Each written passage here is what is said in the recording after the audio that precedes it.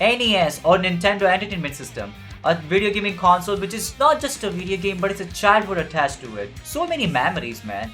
Well, I grew up in India and I played a lot of Famiclone games, and man, these games were notoriously tough, like so hard they were. But after spending a lot of time playing these games, I came to realize that these games were not actually that tough.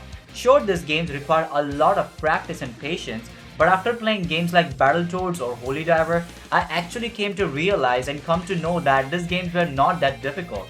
Today in this video, let's look at the 10 NES video games which are not too difficult or not too hard. They are just very perfect. Like I said, a perfect difficulty. Or I would say a very fair video games, But in this video, I just want to give you a disclaimer that in this video, I will be including Famiclones or Famiclone Disk System games as well. Because this is 2024, right? The access to the technology has changed. This is not like 1980s. So please use your brain before commenting. I hope you all do that. So yeah, let's get started. And also don't forget to subscribe and hitting the bell icon because man, we have inflation rising. We gotta feed our kids, right? So yeah, guys, let's get started.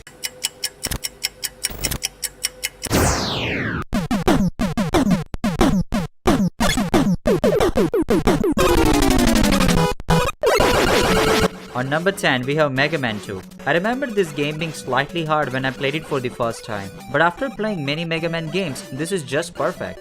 Mega Man 2 stands as a giant in the NES library, not for just its iconic status, but for its achievement in creating a fair and engaging challenge. Unlike some contemporaries that relied on cheap difficulty spikes, Mega Man 2 offers a fine-tuned experience that rewards skills and exploration. In this game, Mega Man's controls are tight and responsive. Jumping and shooting feels very precise, allowing you to master your movements and react quickly to your enemy patterns. This sense of control empowers you to overcome challenges through practice skill. Defeating robot masters grants you the signature move. These weapons are not just cool, they are very strategically crucial. Learning weakness and exploiting them with the right weapon adds a layer of depth and lets you approach a challenge creatively. While stages can be tricky, they are rarely cheap. Enemy placement is fair, offering opportunities to learn attack patterns and strategize. Checkpoints are generously placed, allowing you to retry sections without a significant backtracking. Mega Man 2 lets you tackle bosses in any order after acquiring their weapons. This not just only encourages exploration but allows you to revisit easier bosses for practice and health refills while tackling the tougher bosses. Also, the game rewards exploration. Hidden passages and E-tanks incentivize searching every nook and cranny. These discoveries not only just offer an advantage but also adds a layer of satisfaction for observant player. I think any rational person can beat this game.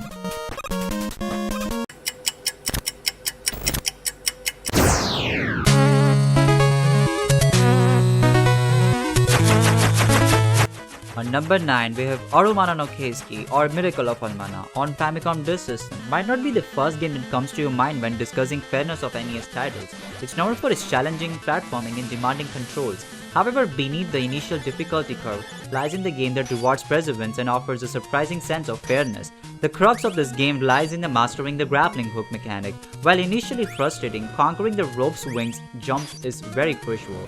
Once you get the hang of it, navigating the cavern becomes a test of skill rather than a random button smashing. While the game throws enemies at you relentlessly, their attack patterns are generally very predictable. Learning every enemy behavior allows you to strategize your moves and avoid cheap hits. The game efforts frequent checkpoints, minimizing backtracking after a frustrating fall. Hidden passages and secrets are scattered throughout the level. Taking a risk to explore can reward a curious player and provides a path to overcome the game's difficulty. As you master the controls and overcome the challenges, a sense of progression in ARUMANA KIESKI is undeniable. Each successfully navigated cave section is defeated enemy feels like a hard-earned victory. Every NES retro gamer should give this game a shot.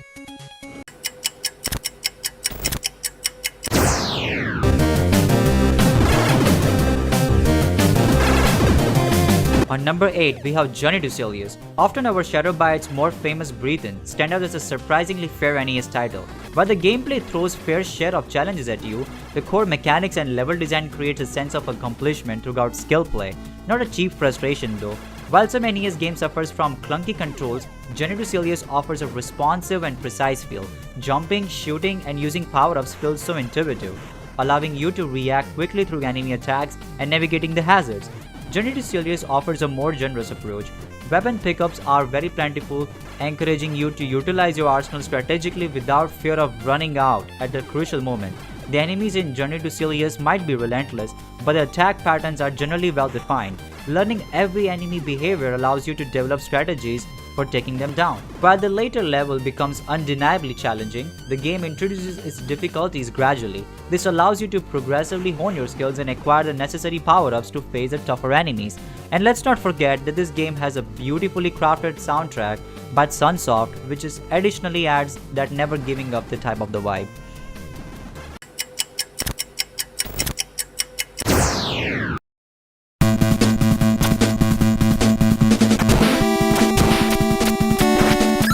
On number 7, we have Ninja Gaiden 2. Ninja Gaiden established itself as a challenging NES franchise, but original was infamous for its punishing difficulty.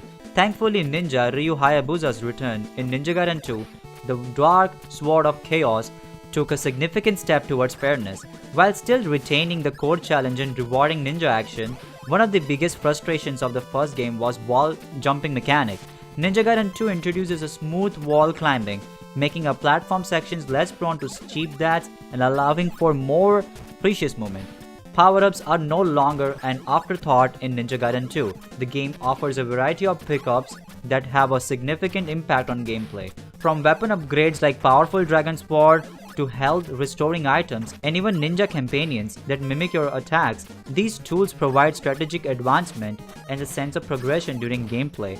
While enemies are relentless and come at you in waves, their attacks are generally well telegraphed with a visual and audio cues, learning their patterns allowing you to dodge, parry, or counter effectively.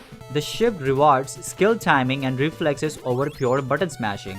The game offers good amount of checkpoints, minimizing backtracking after a frustrating demise. This allows you to focus on mastering specific sections rather than replaying the large chunk of the game upon defeat. This game is a true piece of art and anyone can beat it.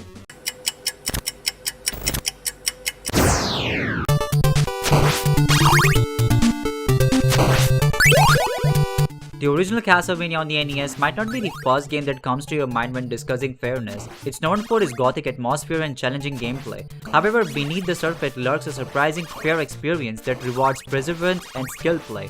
While the game throws all sort of creepy crawlies at you, most enemies have well-defined attack patterns. Learning these patterns allowing you to develop strategies of taking them down, removing the element of cheap surprise attacks. This lets you react effectively and avoid unnecessary damage. Your whip, Simon Belmont's iconic weapon, has a good range of satisfying feel, but it's a fair and responsive tool of dispatching foes. Additionally, the use of sub-weapons like Holy Cross and Boomerang adds a strategic depth to the combat. Exploring this castle can be rewarding. Secret passages and hidden rooms often have valuable items such as health upgrades and weapon upgrades. This incentivizes a more cautious and observant approach, rewarding exploration and providing a path to overcoming a game's difficulty. Castlevania demands practice and patience. The more you play, the more you will learn enemy patterns, optimal weapon usage, and efficient movement throughout the levels. The sense of progression where your skill directly impacts your success is a hallmark of the fair challenge.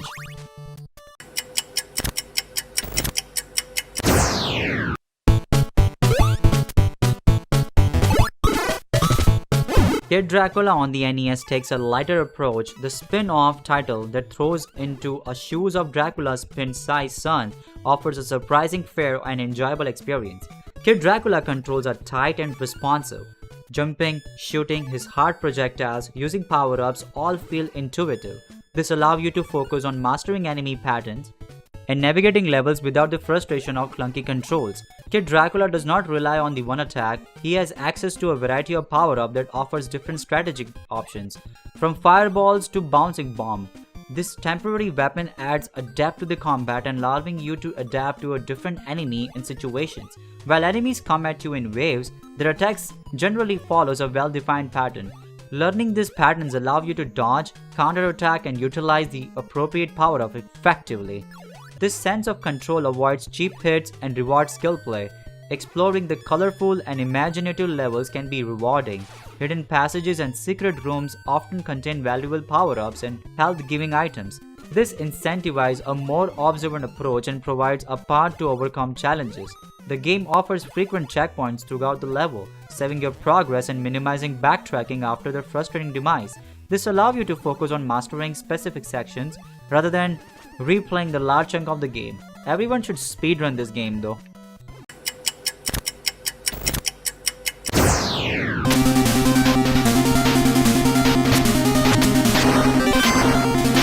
Wise Project Doom stands out for its blend of action, platforming, and surprising fairness.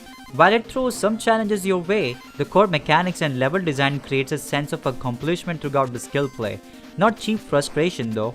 Wise boasts a tight, responsive controls. Jumping, shooting your gun, and using grenades all feel very precise, allowing you to react quickly to your enemy attacks and navigating intricate platforming sections. This sense of control empowers you to overcome challenges throughout the practice skill. The game offers a refreshing departure from standardized side-scrolling fare. You can switch between the close-range sword, a pistol from range attack, and even grenade for area to effect damage. This variety allows you to choose the right tool for the job and tackle enemies strategically. While enemies can be relentless, their attacks generally have a clear tale of visual and audio cues. Learning these patterns allowing you to dodge, parry with your sword, or counter-attack effectively.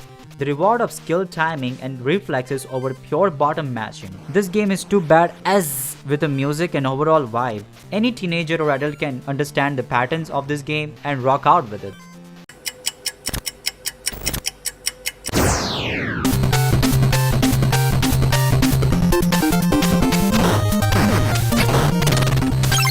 Shatterhand stands out as a surprising pair of rewarding action game. You take control of Jim, a cyborg martial artist, battle your way throughout the neon-drenched world. Shatterhand boasts tight and responsive controls. Punches, kicks, and throws well defined, allowing you to execute combos and navigating platforms with precision. This sense of control empowering you to overcome challenges throughout practice skill. The game goes beyond simple button smashing. Learning enemy attack patterns and utilizing throws and counters effectively are crucial to the success. This adds a depth to the combat and rewards strategic thinking. While the enemies can be numerous, their attacks generally have a clear tells, visual cues, and sound effects allowing you to react and dodge effectively. This focus on timing and reflexes over pure luck creates a fair challenge. Meaningful power-ups and scattered throughout the levels and health upgrades and weapon upgrades. This upgrades enhances your attacks, adding variety and sense of progression as you explore the world. The game offers frequent checkpoints, minimizing backtracking after frustrating demise. It's important to note that Shatterhand might not be the well-known NES title, however for those who seek a fair and rewarding action game, Shatterhand is a hidden gem worth playing.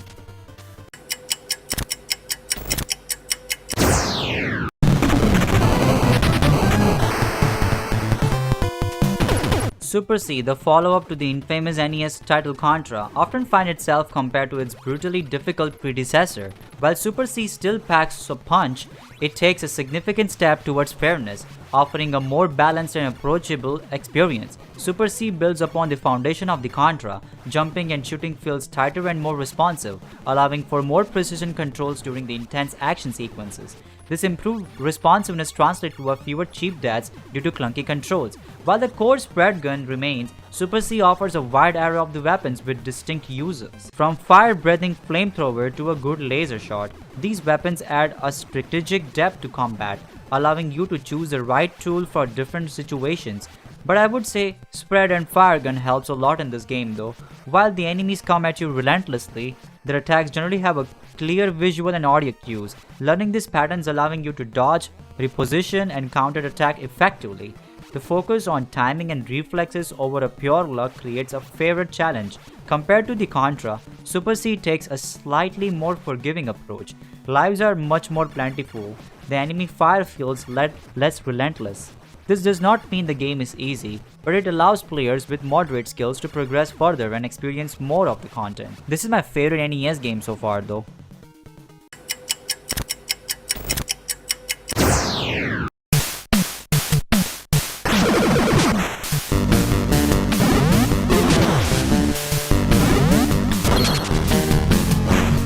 Batman Return of the Joker on the NES is a bit of an anomaly. Licensed games from that era were notorious for being frustrating and unfair.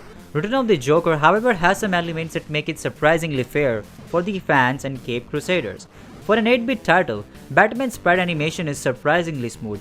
Jumping, grappling, and using his attacks feels more responsive, allowing for a sense of control over the character. This is crucial for navigating the levels and overcoming obstacles. Hidden passages and breakable walls can contain weapon upgrades and health pickups. This incentivizes more cautious and observant approach, offering a path to overcome the game's difficulty. While relentless, most enemies have well-defined attack patterns. Learning these patterns allowing you to dodge, counterattack, and use your limited projectile weapon strategically. You also have a password system in this game which can really hold your hand and variety of the power-ups of your weapons. And the music is so good that it automatically makes you feel like you are just about to kick Joker's ass. This game is beautifully crafted with graphics, soundtrack, and overall gameplay. I would urge everyone to give this game a shot and beat it in just one sitting. These are 10 games so far. I have played them all and beat them so many times. While what is difficult for you and what is not is quite subjective, but objectively these games can be beaten in just one sitting. If you made this far, then check out my previous episode on Run and Gun games on Switch. Do participate in my live streams too if you find me interesting. Thank you so much for watching.